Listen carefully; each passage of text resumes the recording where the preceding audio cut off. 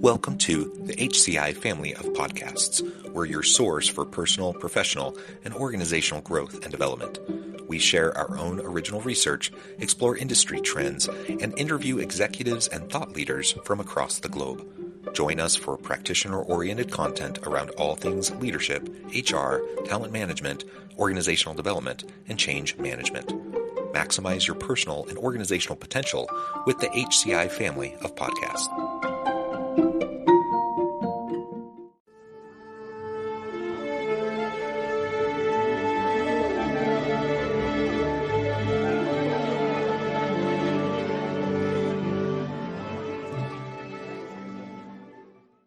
Dr. L. Carol Scott, welcome to the conversation today.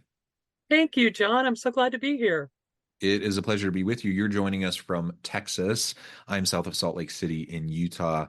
And due to some internet challenges, we've decided to just keep your video off so we can have a more seamless recording time together. But I would encourage the audience, to connect with Carol on her LinkedIn and whatnot, so that you can see what she looks like and learn more about her.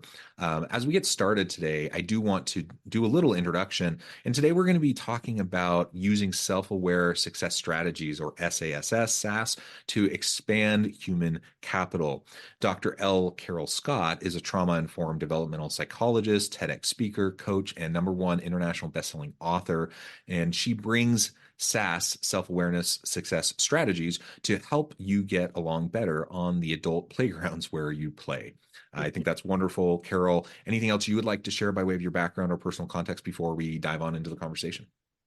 No, I think that really does a nice job of capturing it. For people who don't know what a developmental psychologist is, that's a person with expertise in child and human development. Yeah, excellent. So let's start with self-awareness. We live in a day and an age where I think leaders need to have more compassion, more empathy, to be successful in the work that they do. And in my mind, that really starts with the foundation of self-awareness, both for personal success, but also to drive team and organizational success. So explain to us from your perspective, from this developmental psychology perspective, why self-awareness is so important and how we can go about starting to develop greater levels of self-awareness. Great first question, John. Thank you. And I'm going to start actually with a little bit of a paraphrase explanation of something that Dr. Fred Rogers, Mr. Rogers' Neighborhood, said, and that is that the best way to get along with other people is to accept them as they are. All of their beauties, all of their flaws, the facade they put forward, as well as the things that they hide, the messy, the ugly, the beautiful. And the only way to do that is to do that first with ourselves. And so if I can't comfortably acknowledge with self-aware honesty that I hide things from people, for example, that I often put forward the best foot, the best face, and that I'm not being entirely honest. If I can't share with someone the times when I feel really angry or really low, sad, despairing, as well as the times when I'm excited, enthusiastic, feeling innovative and productive, then I cannot accept those things in other people. And that's the heart of self-awareness, is that it brings us to a point of being able to be aware of others. And in terms of how we begin with self-awareness, I think it starts with looking honestly at our patterns of behavior whenever we can, and finding people in our lives who will be honest mirrors for the blind spots.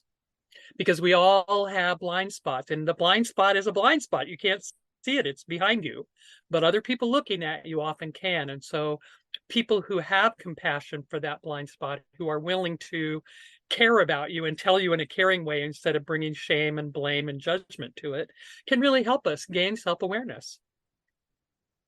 Yeah, and those blind spots are tough. I mean, they're blind, right? And so the reality is we have to very purposefully try to take away those blind spots by surrounding us with people who can help us to better understand where we're coming from. In the business world, sometimes we talk about this as the Johari window. I don't know if you're familiar with that framework, but essentially we're trying to, it's a four quadrant system, and we're trying to expand the area that is known to ourselves and known to others, and we want to reduce the areas that are unknown to ourselves and unknown to others. And as we do that, we increase our known window and we reduce the hidden Mm, window.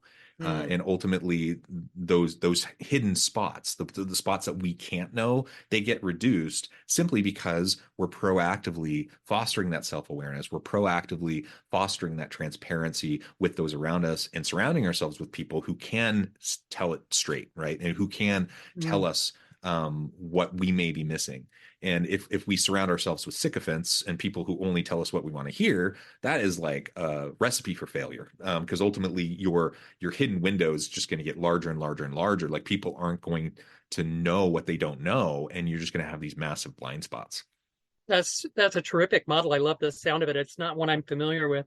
And I also am really aware that when I am not self-aware, when I'm just behaving in my habitual learned patterns, then I am allowing other people to define what I am, who I am, what I think, what my opinions are, what my emotional state is. They're interpreting my patterns of behavior, the exterior observable stuff.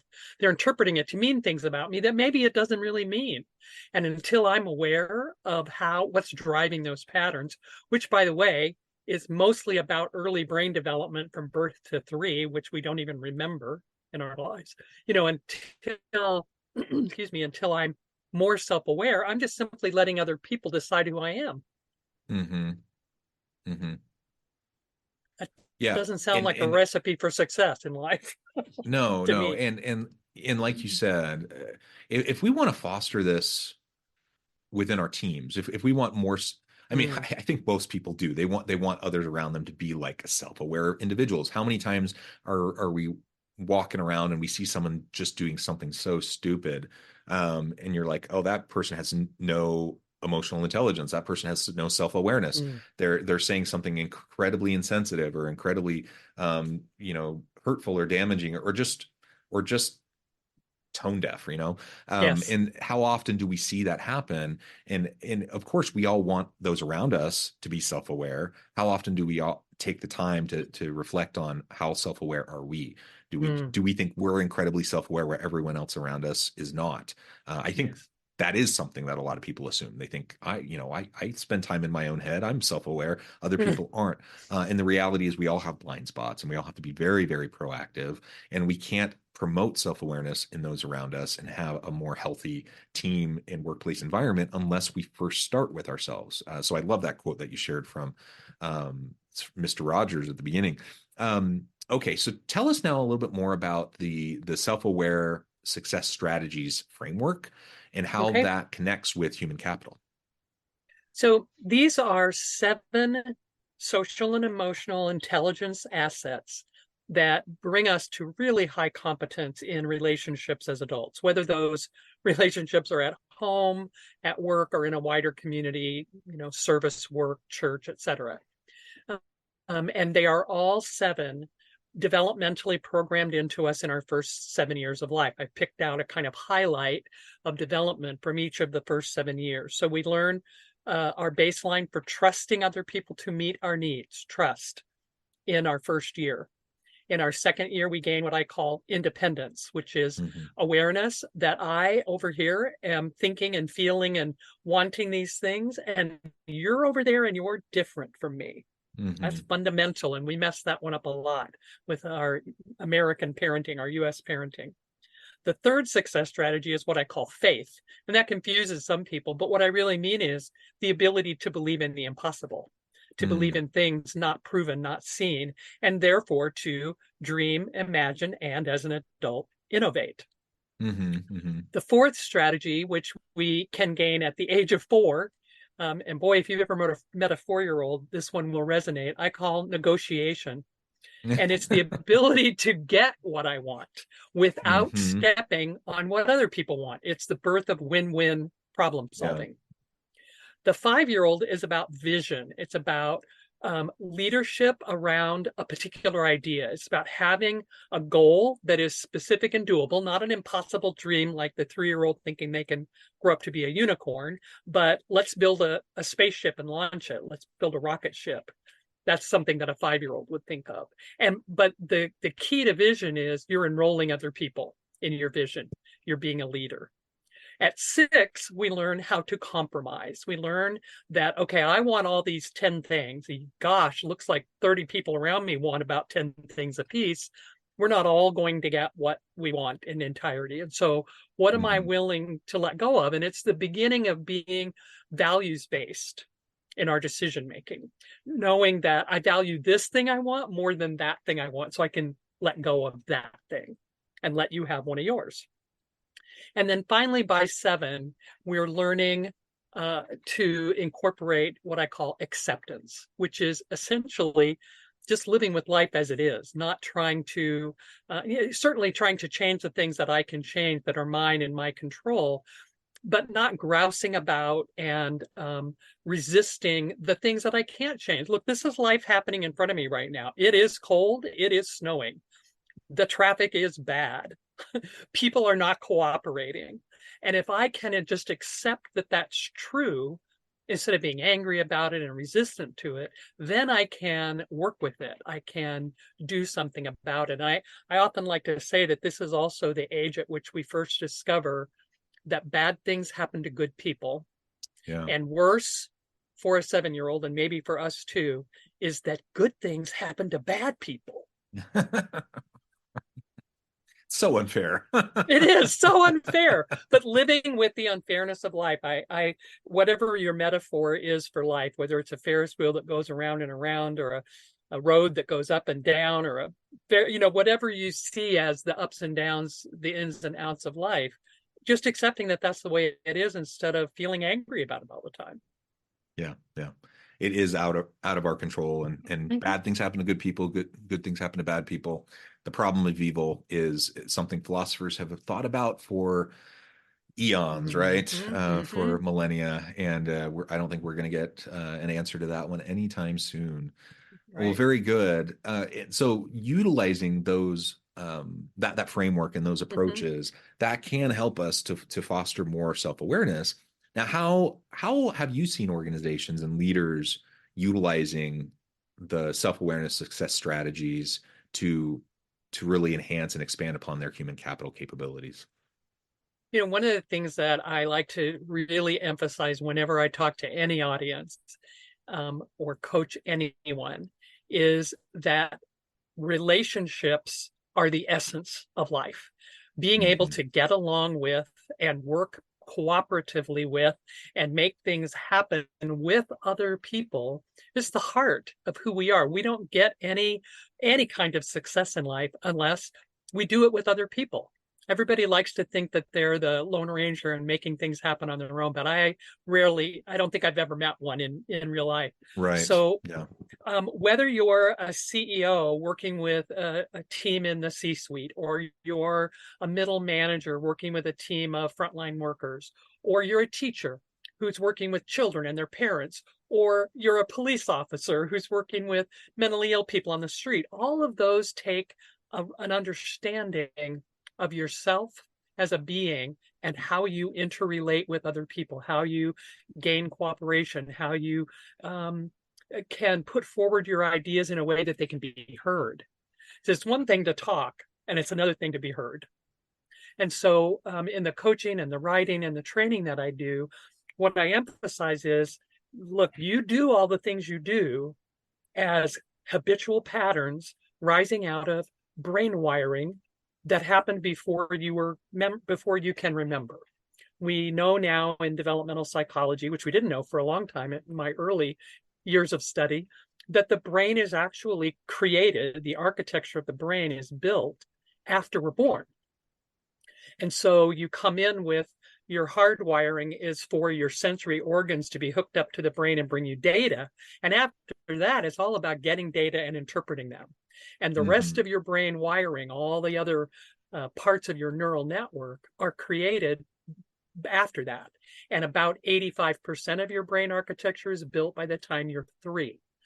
So the way you were treated as an infant, the way Mm, they responded to your crazy toddler behavior, the way they listened to those big dreams about being a unicorn or, hmm. whatever you thought you could do, and how they fostered those capacities in you, that's the heart of who you are today. And you developed a lot of, either you develop those strategies or you develop what I call the creative alternatives. So, for example, if a toddler isn't allowed to be their independent self and they've got sort of my way or the highway parents who keep telling them, don't think like that, don't feel that, don't do that, don't want that thing, then what they do is they develop creative alternatives like codependence, like hyperdependence, like if you can't learn to trust other people to meet your needs as an infant, then you learn that you're on your own and you can't lean on anybody. Neither of those is an effective way to approach adult relationships. So I Hmm. focus on what's your behavior pattern and how can we from that interpret the brain wiring that needs to be redone, if you will. Hmm.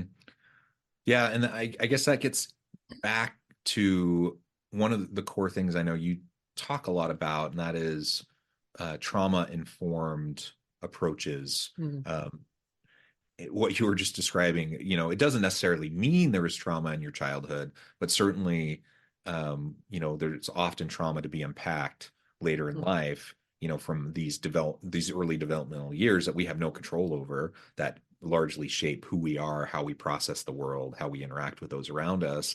Um, and in this day and age where, there's so much, mental health um, Mm. issues, challenges, Mm. anxiety, depression, generally speaking in the populace, but in the workplace, like it's Yes. something that leaders are more aware of now than I think they were pre-pandemic. That the fact is we have lots of people that are struggling, and if we want to have successful workplaces, if we want to have successful teams, we have to find a way to meet people where they're at. We have to find a way to, to foster the holistic health of our people, which includes Mm. mental health, right? And a big part of that is, stuff that was out of our control from our childhood. So tell us a little bit more about, this trauma informed approach that leaders can take, what that means, and how we can take it in a responsible, proactive, and healthy way within our teams.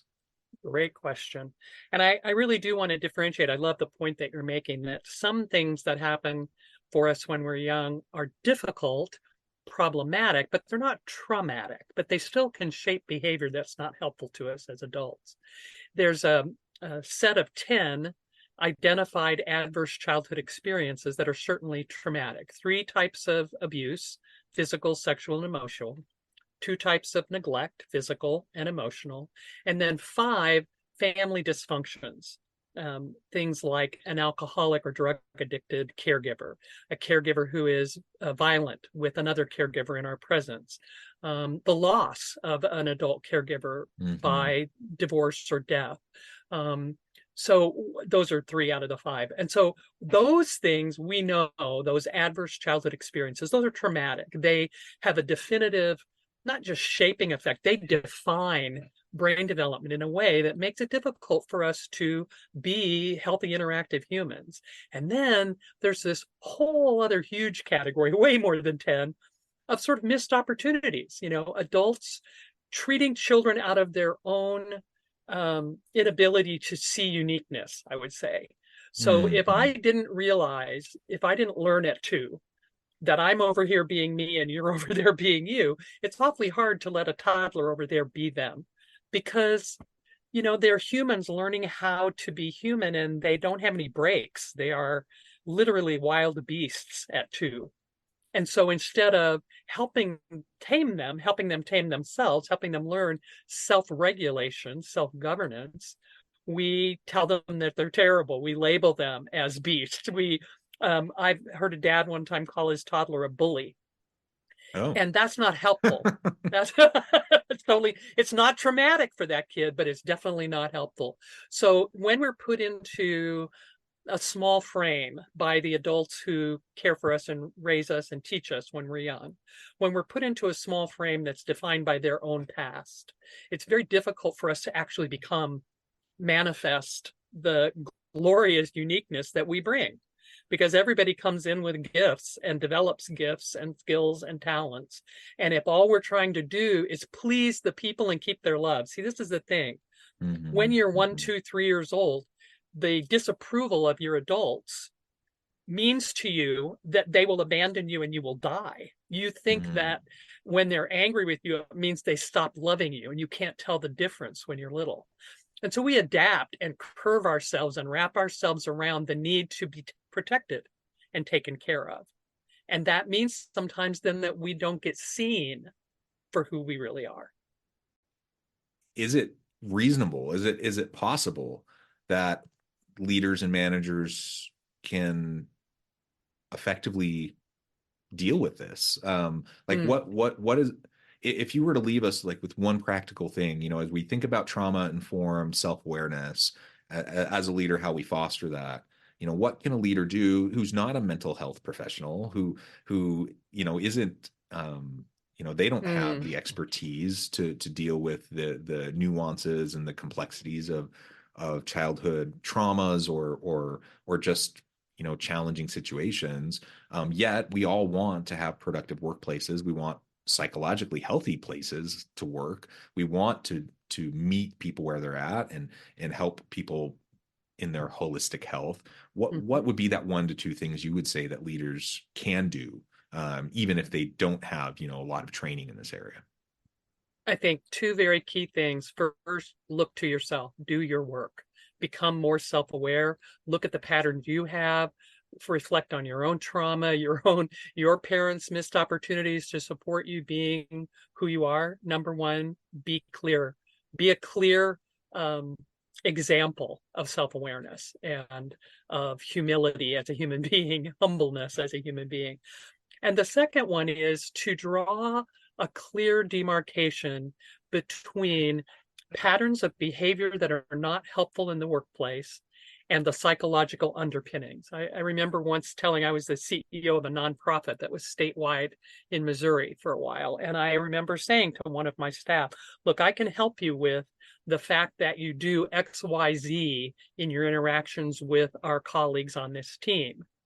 What I can't help you with is the fact that you may want to think about some therapy or some other kind of modality of healing for yourself. That's not my job with you. But underneath these patterns, it looks to me like you've got some self-awareness work to do, and encourage them to do it. I mean, you can't force them, but you can keep addressing the behavior patterns and clearly and objectively and non-defensively and without blame and shame say, this is what's happening. When this happens, you do this. And that doesn't work here. Yeah. Well said. Carol, this has just been a great conversation. I note the time. I need to let you go. As we wrap things up, I just wanted to give you a chance to share with the audience how they can connect with you and find out more about your work, and then give us a final word on the topic for today. Okay. Best way to get to me and all my social channels is through my website, lcarolscott.com. And I welcome you to watch some of the videos that I have on my YouTube channel about topics like how to stop being defensive. That's a good one. That's very popular. And I think the word to finish with is peace, oddly, because when I gain self-awareness, there's a huge amount of peace that comes with that. I'm not worried anymore about what I'm doing and the fact that I might be harming other people or that I might be misrepresenting myself. There's peace in knowing when I'm self-aware, I know who I am and I know what I'm putting out into the world, and I stop worrying. Yeah. Well said. Carol, thank you so much. It's been a pleasure. I encourage the audience to reach out, get connected, find out more about what Carol can do for you. And as always, I hope everyone can stay healthy and safe, that you can find meaning and purpose at work each and every day. And I hope you all have a great week.